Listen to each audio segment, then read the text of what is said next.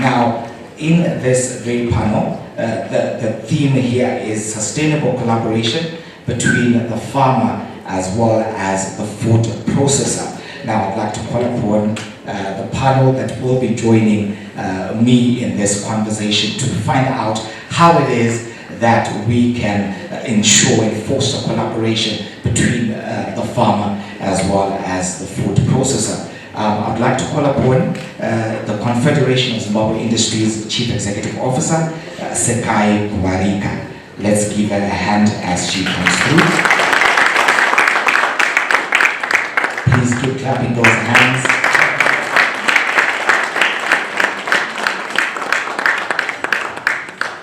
Right, I also want to call upon Karen Jiri, who is the Chief Operations Officer for Keynes Holdings. Again, let's put our hands together as she comes through.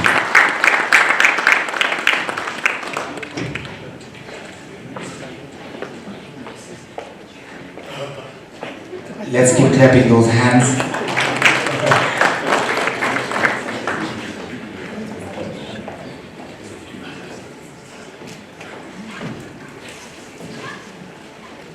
We also have Garikai Munema, who is the ZMX, the Zimbabwe Mercantile Exchange General Manager.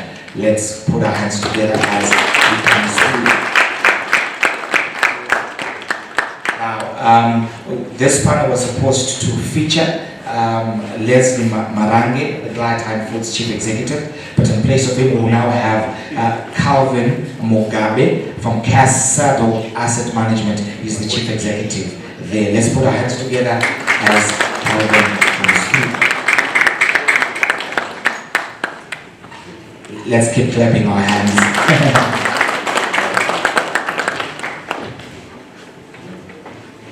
Right, we can very well commence with our conversation. Please note that we will be using these two microphones throughout our conversation, as well as a third one that is coming through to assist us make sure that we are audible in this conversation. I will start with you, Sekai. Of course, we heard earlier from Dr. Mankombe highlighting some of the challenges that farmers in Zimbabwe are facing. We speak of from a funding perspective, from an equipment perspective. Now the question is, how can manufacturers chip in and transform that particular narrative?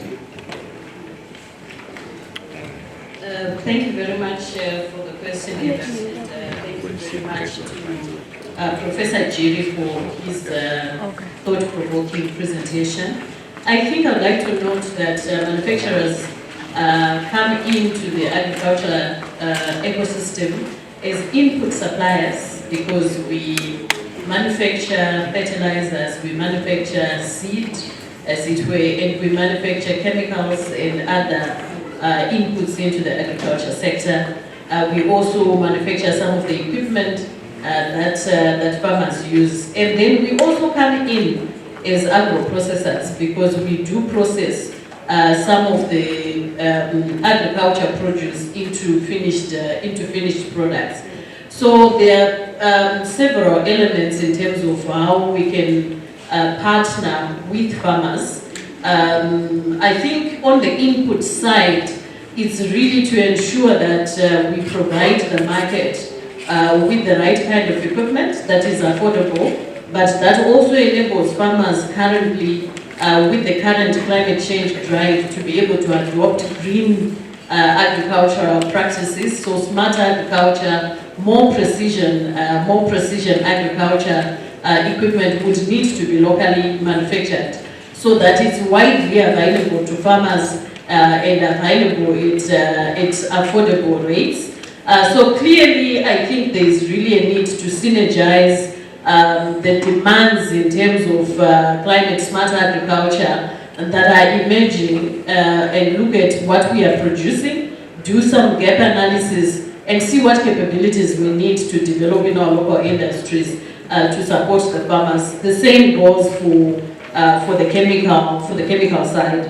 And then on the food production or food processing side, I would say that I think we need a closer working relationship between the producers and the farmers. This relationship is easier when you're looking at maybe the grains like wheat and maize. It gets more complicated when you're looking at other processing products like tomatoes or onions for processing and other requirements. And this definitely requires that consumer trends change over time. So it's not about just the right seed for the right climate and for the right soil where you are. So we may get that correct, but fail to meet the needs of the consumers. So on the product development side, you would then find that maybe a manufacturer might end up needing to look for an agricultural raw material from somewhere else, because we are not connecting our farming to product development and innovation on the agriculture side. I really am also pleased to note that there's a lot of opportunities in terms of business linkages between primary producers and agro processors, and I think maybe James will speak more to that, but there are also huge gaps. So you find, for example, that we produce a lot of onions in Zimbabwe, but we also import a lot of onion powder every year, because onion powder is used in our condiments in food production. So there's quite a few other products where we are importing some products, where we are growing products here, so we've got the capabilities and the climate to do it, but the semi-processed products, we are importing it, and some of it is down to varieties that we are growing, some of it is down to the, it's down to maybe the cost efficiencies that we are able to produce, to achieve on our farms. Thank you. Right. Of course, also relevant with that, of course, as you alluded to, is that aspect of value addition and beneficiation, as you mentioned, how that we are importing some of these products that we have got here in Zimbabwe. Now, Karen, I will pose a similar question to you, but maybe you can speak with regards to the areas and the scope of collaboration between the farmers vis-a-vis the processors from your end. Thanks for that question, Eben. I think Sakai definitely set me up for that one with some of the areas she's touched on. I think also to begin with framing, when we say collaboration, what does it entail? And I think for me the biggest vision there is it's synergy. It comes down to synergy, where if we look at the definition of synergy, it's to produce a combined effect which is greater than the sum of the separate effects. And so that in itself speaks to value addition. And so as food processors, as agro processors, you find that when we're looking at the scope of collaboration and some of the areas where we are synergizing, it's broadly coming down to our shared goals in terms of cost optimization. And so as agro-processors, our success begins at the start of the value chain. And the value chain in itself is brought all the way through to the end consumer. And so at the moment, you find that we have been offering off-take agreements to farmers. We are collaborating. There's the value chain and industrialization subcommittee that has been set up to expand these conversations. And many thanks to Zim Papers for forums such as this, which give us that opportunity to discuss and collaborate on issues as producers and farmers. And so a big one for me that I'll highlight is, at the moment, import substitution, which Sakai touched on briefly. If I look at canes, for example, in 2016, when Tukura first invested in canes, at the time we were importing most of the potato. A few years later now, we essentially have almost 100% local potatoes that go into the production of all your favorite spuds, your chompkins. That is local potato. And so there's been work done to develop and capacitate that I'll speak briefly to Michigan pea beans. We all consume baked beans, I hope at some point in time for breakfast. And a couple of years ago, a lot of that Michigan pea bean was being imported from as far as Ethiopia.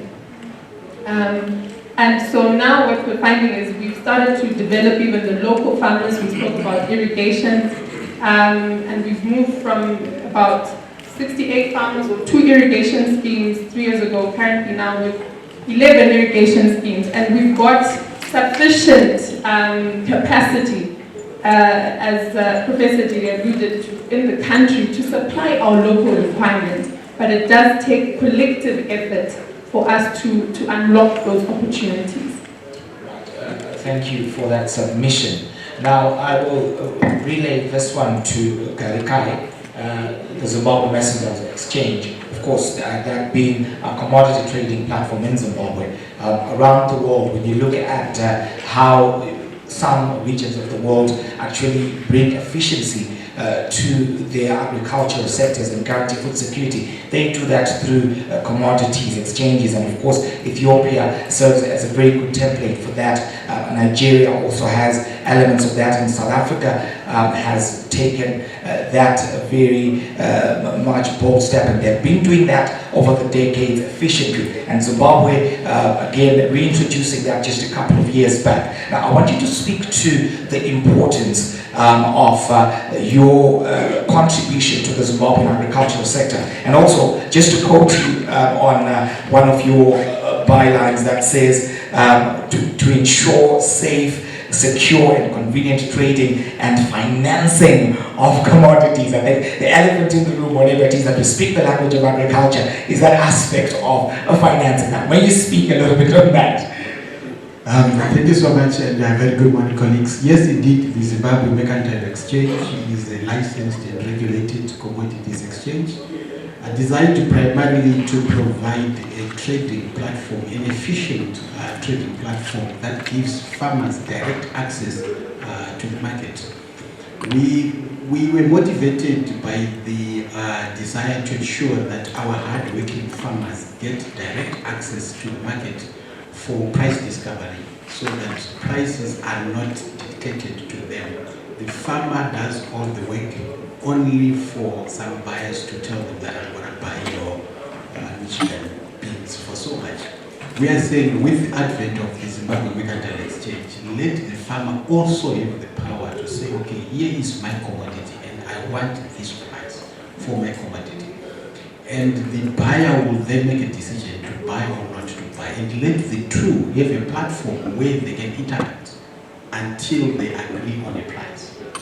This price is motivated also by trends in other markets, because the buyers got the option. We spoke about other commodities in other territories. That is exactly what is happening, because the buyer will then decide, do I buy locally or do I import, based on a number of fundamentals. But our primary goal as Zimbabwe Mercantile Exchange is to provide that platform where farmers have got direct access to the market and they've got the power to determine the price, to decide which price they want. But we've also brought in another element through ZMX, where trading on our platform is essentially based on what are called a warehouse receipts. So a farmer brings in their commodities into a warehouse, and they are given what is called a warehouse receipt, which is more than just a document of title. It can actually be used as collateral. So it allows the farmers to have access to financing. When Dr. Makombe spoke earlier on, he mentioned something which is quite interesting. It's a historical fact of what used to happen, where farmers would collateralize their commodities and be able to get financing based on the commodities that they have. We are saying with warehouse receipt, the same concept applies. If a farmer has got their commodities in a warehouse, they should be able to decide when to sell the commodity, at what price. Meanwhile, before they sell those commodities, they should be able to use that collateral, that warehouse receipt, to access financing from participating banks. Already we've had discussions with a number of local banks and explained to them how this program works and how we've managed to de-risk the communal farmer by providing them with a tangible security which banks can then rely on to advance credit to the farmers. So the issue of financing has been made easier, not only to the farmer, but we are also saying even the agro-processors, they can also access financing through warehouse receipts. Because if you look at what happens in our industry, is that the farmer, when they bring their commodity to the market, they want instant gratification. They want to be paid there and then because they want to go back to the field. But the agro-processor is saying, yes, I want your maize, I want your sugar beans, but I want it for the entire production cycle until next season. But the farmer wants to be paid today, so it's now forcing her to get money elsewhere to buy all her production needs. But if we can have an arrangement where, one, the farmer brings in their maize and they are paid to immediately. By the way, through ZMX, farmers are paid within 72 hours. So a farmer brings in their commodity, they are paid instantly. But as a processor, she must have that flexibility to pay for a production as and when she needs it, to fit into a production plant, and not forcing her to pay for what she's going to produce in February next year. She has to pay for it today.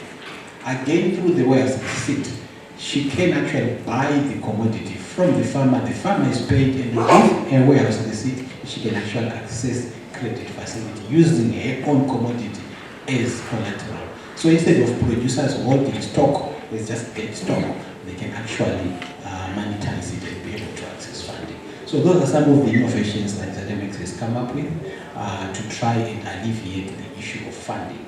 But we go beyond just providing funding. The warehouse receipt also addresses issues of post-harvest losses. Yes, our farmers will harvest. If you look at agriculture in Zimbabwe, because it's mainly based on seasons, so everyone grows the same crop at the same time, it's harvested at the same time, but it's used over the year. So there is therefore need to ensure that we provide facilities that ensure the longevity of those commodities under storage and do not lose them due to inappropriate or inadequate storage facilities. Research is indicating that farmers can lose up to 25, even 30% of their commodities purely because of inappropriate storage. And the warehouse receipt system tries to address that so that from our production we can't afford to lose 30% purely because of poor storage. Right, I'm sure that hopefully we will have time for a Q&A, and I'm sure there will be a lot of questions flying in from the audience in terms of the modalities of how the system is working and perhaps how people across the country can get access to that. I'm looking at a 65-year-old granny in Cholocho. How can they access the ZMX? The 50-year-old man in Sadza, how do they know about this system, and how can they get actually to benefit from that? Now I'll move to you, Kelvin, as an asset manager within this particular value chain, and you're looking at a situation where the farmers that got land in the aftermath of the land redistribution program, A1 and A2 farmers, they don't have title deeds, and that sort of impinges on the entire agricultural ecosystem and sort of comes in the way of that. And when you speak to the element of collaboration that you bring in as asset managers and how you play within this particular ecosystem. Thank you so much, moderator. The issue of finance, as you mentioned, is the elephant in the room. So the moment you begin to talk in terms of title deeds, etc., my assumption is that you're making reference to the difficulty that the A1 and A2 farmers have in terms of accessing finance. I want to speak to that aspect of finance. Finance can be acquired or obtained from two perspectives, either debt or equity. Now, the traditional form of finance for farmers has always been debt through the banks. But when we intervene as asset managers, we introduce the concept of equity. That's where now we need partnerships, where we share the risks and the returns of the produce. And From a collaboration point of view, this is where even the agro-processors can also come in. Because it's not just about the farmer getting debt, but it's about the entire ecosystem having a share of the risks and the returns. So with that, I'll probably add on to say, one way in which the agro-processors and the farmers can actually collaborate is through maybe what I can just call nepotism. Nepotism is our solution. And what do I mean by that? For as long as the farmers do not have a stake, an equity stake in the agro-processing companies, there will be challenges. And for as long as the agro-processing companies don't have a stake in what the farmers are doing, there will be a challenge. But for as long as they are related, it becomes very easy for them to collaborate. Quick example, if I as a farmer am a shareholder in, say, canes, for example, right, and I'm producing potatoes, Canes decides to give me a raw deal insofar as the price is concerned, I'm not particularly moved. Why? Because I'll catch up with my profit when Canes makes a profit. I'll get my dividend. So if Canes decides to pay me a low price, not a problem, it increases their profitability, which also increases my dividend. On the other hand, if Canes decides to pay me a fantastic price for my potatoes upfront, happy days, I'll let my profit upfront. So we need that collaboration insofar as the ownership of these entities is concerned, just to muddy the waters a bit.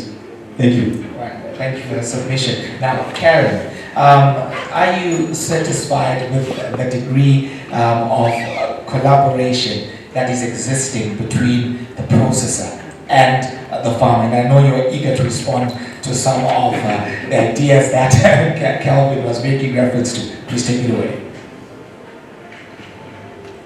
Yeah, no, Kelvin definitely has some interesting concepts there, and I think I'll leave it to my colleagues as well to help us when we speak of price discovery. Ultimately, as an agro-processor, we're also in a market where we're competing with other brands. We're competing significantly more now with imports.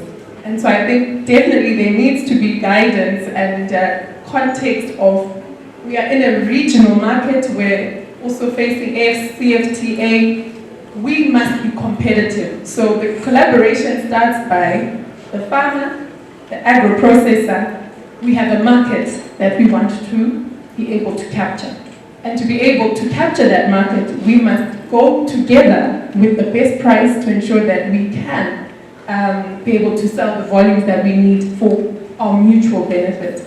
So just as a side note, I think there's a lot more for us to delve into it, but in terms of where we can improve in our areas of collaboration and for sustainability, I think we've got common challenges, and I think when we then tackle those common challenges collectively, we will be able to find mutual benefits and the synergy that we're exploring.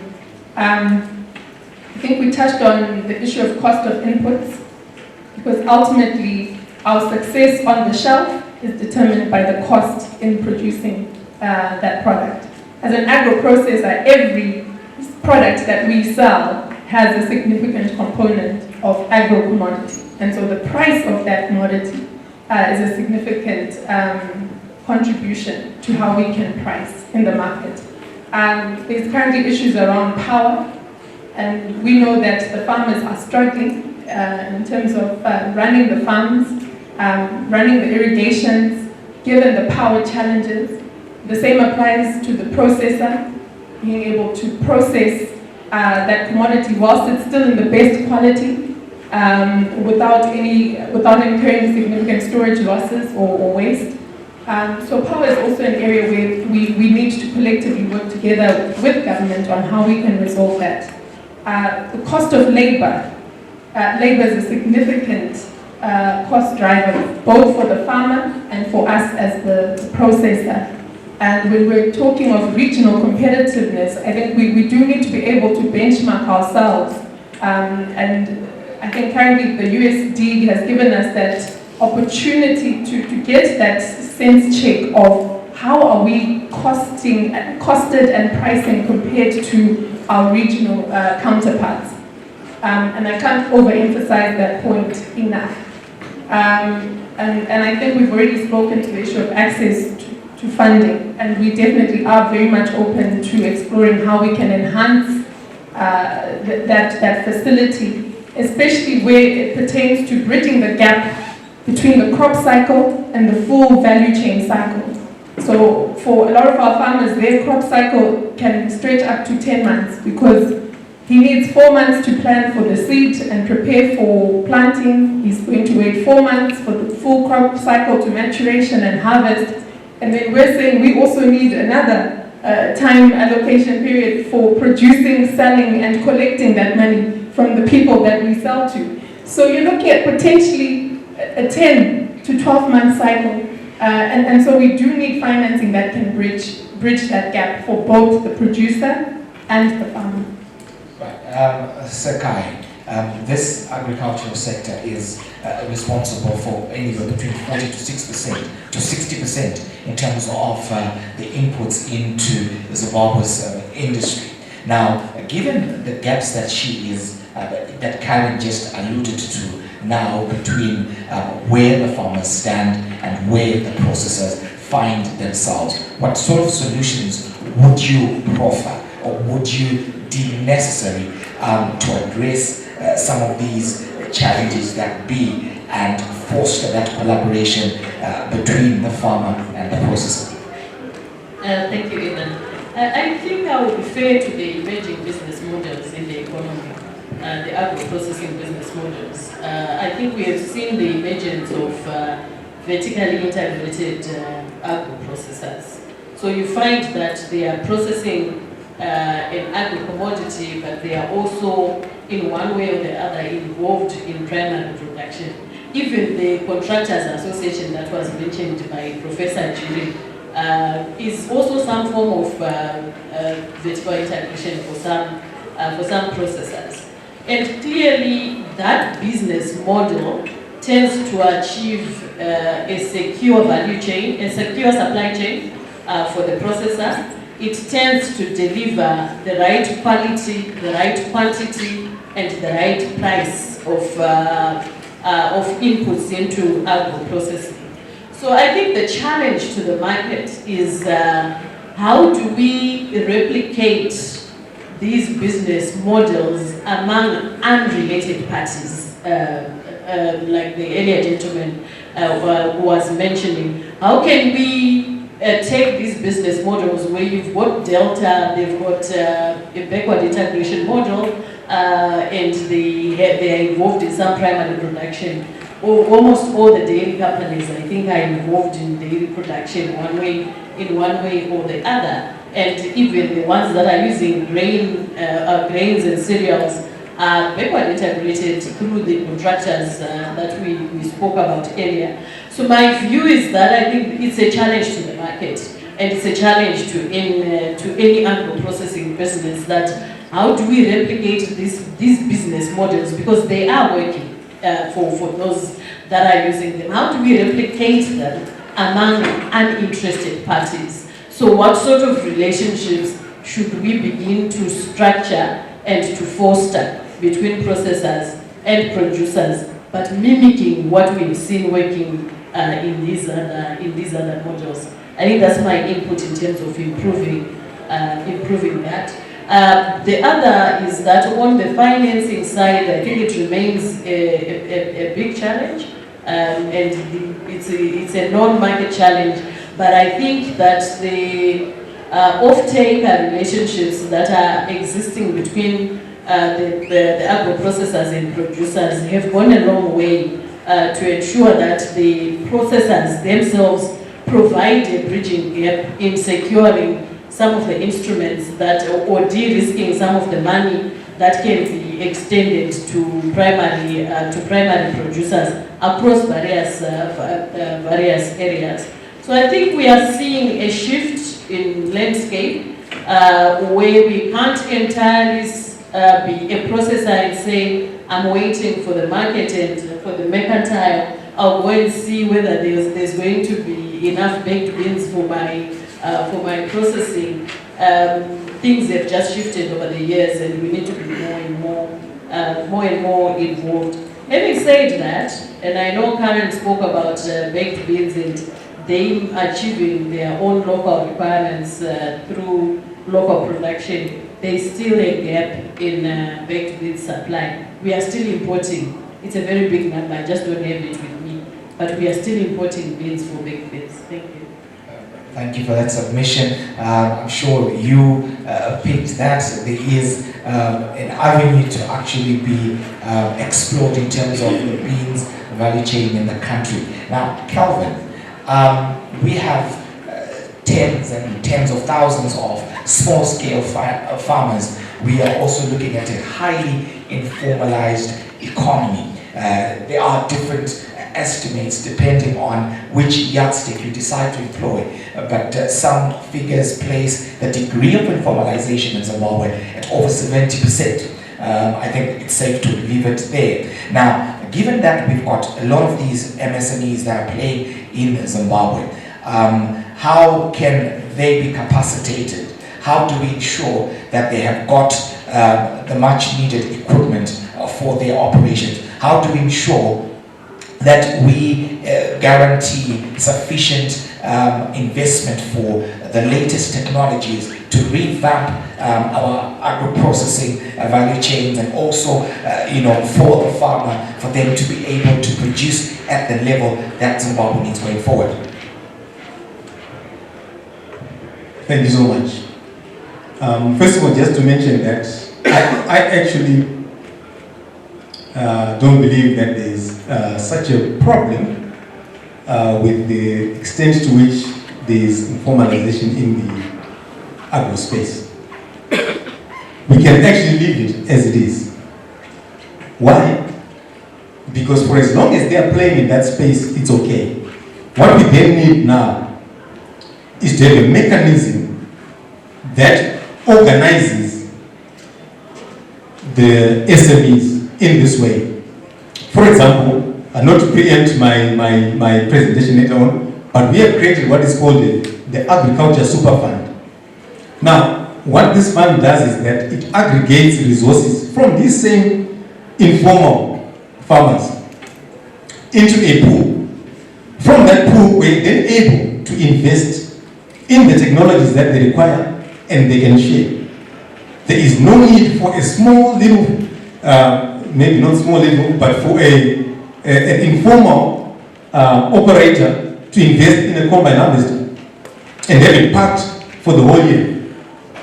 That's where collaboration starts. Let's pull together resources, invest in the assets that we need, which we can share, and we start to employ our capital effectively. So that's where we come in as asset managers to put order to that setup. Right. To you now, Gary Kai, as we move forward. You obviously have studied some of the models in terms of commodities exchange that we've got on the continent, even beyond. And she spoke of mimicking a little bit earlier. What is it that you're looking to also add onto what you are bringing onto the market?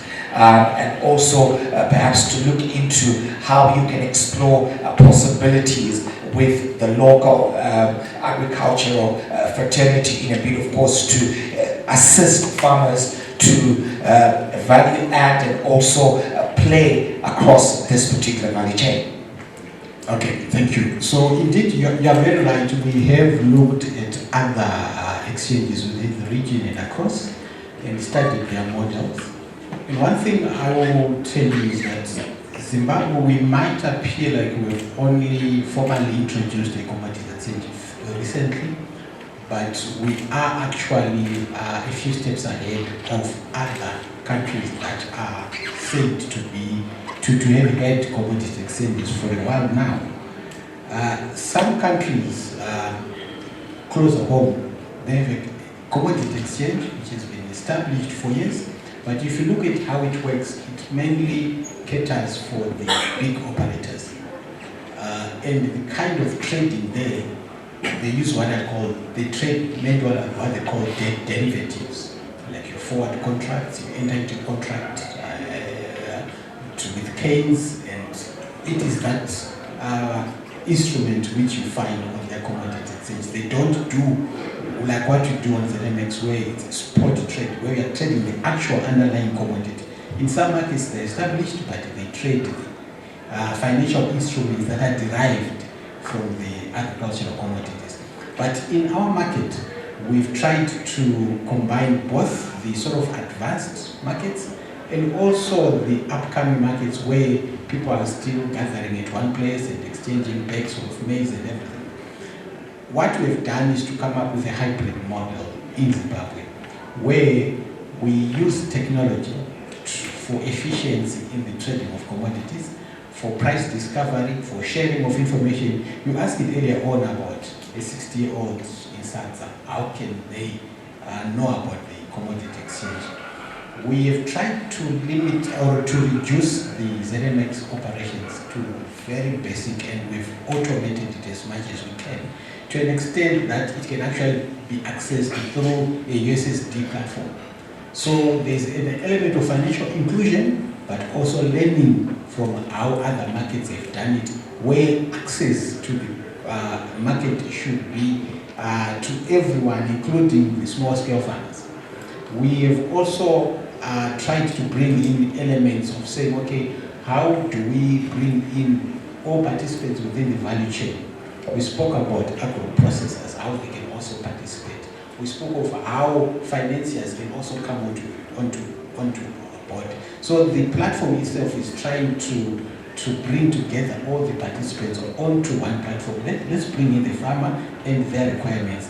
Let's bring in agro-processor and their requirements. Let's bring in Calvin and the financiers onto the same platform so that everyone meets at the same platform. Sekai spoke about the need for a paradigm shift because things are changing. And we are saying, as we now bring together everyone, let now identify the gaps. It's not going to work from day one smoothly, but as we get to know each other better, as the farmer gets to understand the agro-processor requirements better in terms of when does she want the beans, what quality, what volumes, it also speaks to their production. They now produce knowing that the market needs these things. And her payment terms and everything else also has to change because she's now better understanding what the farmer requires.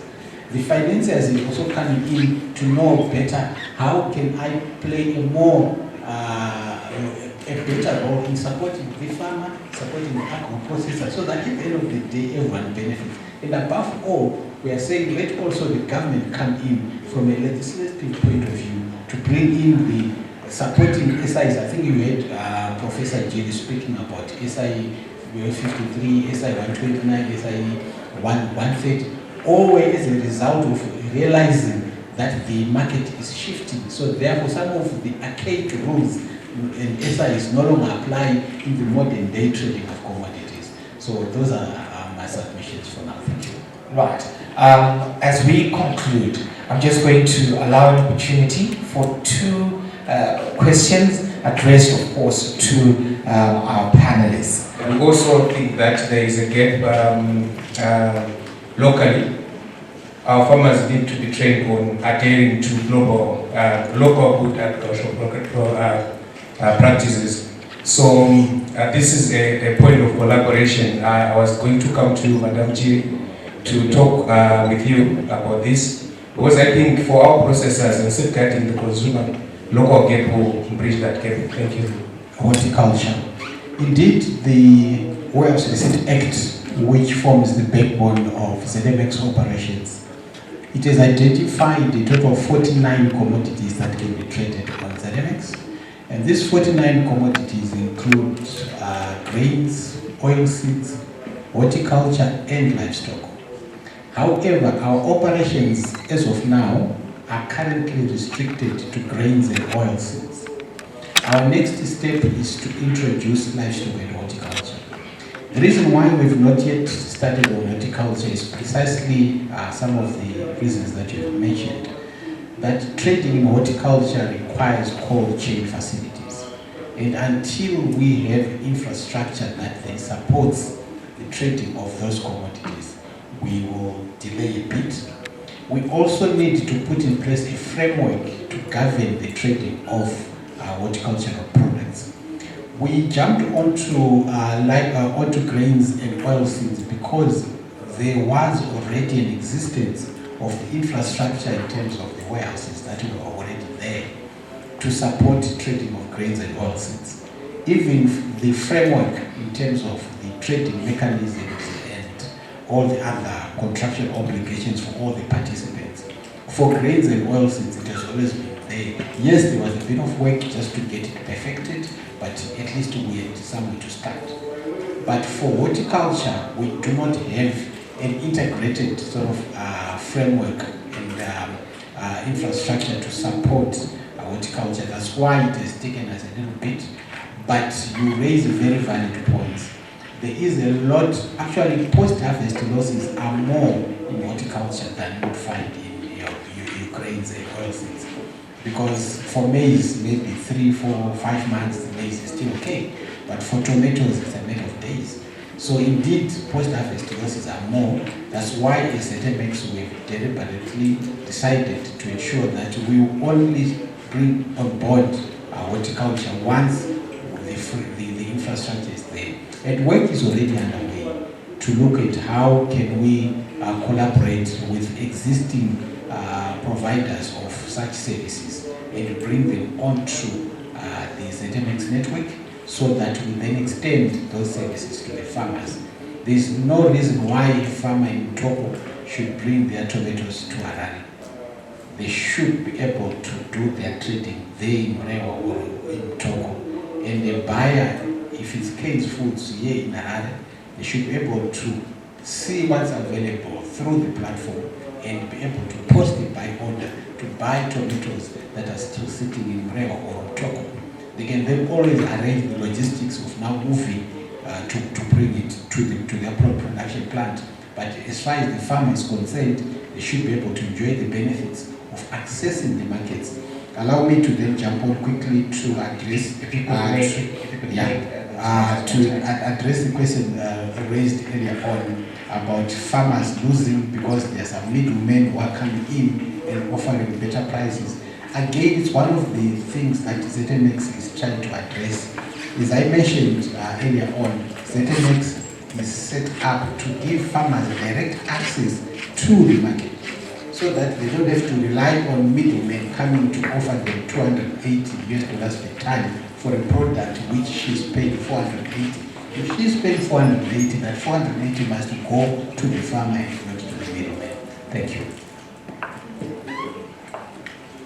Thank you very much for that submission. Now, unfortunately, we will not be able to have our panel respond to some of the questions. We still have another panel discussion that will be coming through, and some of those concerns we have been taking note of, and the next panel will respond to some of these issues as they unfold. Again, I would like to thank you for your participation in this session, and a big pam of course to our panel.